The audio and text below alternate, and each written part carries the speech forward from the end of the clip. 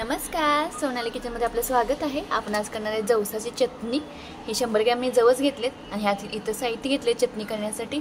तीळ 2 चमचे, 1 चमचा जिरे, 2 चमचे मी फुटाण डाळ घेतल्यात, लसूण आणि हे कढीपत्ता आहे।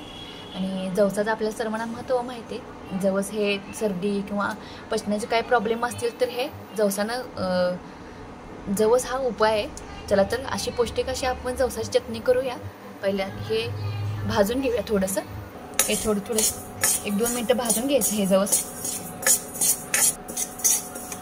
जवसाला आळशी पण बोललं जातं, आळशी चटणी किंवा जवसाची चटणी असं पण म्हटलं जातं। जवस आपण 2 मिनिटं भाजून घेतलेत। आता हे राहिले हे जिन्नस घालून घेऊया। फुटाण डाळ, जिरे, तीळ, लसूण आणि कढीपत्ता। तुम्ही चटणीमध्ये काय घालत असाल तर आणि घालू शकता। मी एवढेच जिन्नस घालते, त्यामुळे खूप छान लागते चटणी। हे चांगलं भाजून घ्यायचं कुरकुरीत होतं।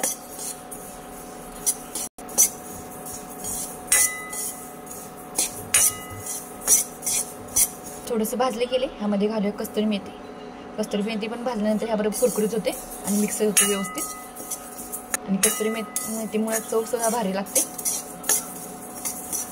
चटणीची। हे माल मसाला भाजतानाच वास सुटलाय घरभर।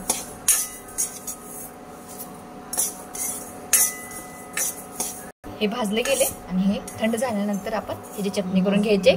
जवस थंड झाले आणि आपण मिक्सरच्या भांड्यामध्ये घालून घेऊया। यामध्ये घालूया आता लाल तिखट 1 चमचा, मीठ, हळद, कलर येण्यासाठी मी लाल मिरची पावडर टाकणार आहे। हे मिक्सरला आता बारीक करून घेऊया। बघू शकताय परफेक्ट अशी जवसाची चटणी तयार झाली। अशा पद्धतीने करून बघा, खूप छान लागते। आणि असंच आपलं चॅनल पाहत राहा। धन्यवाद।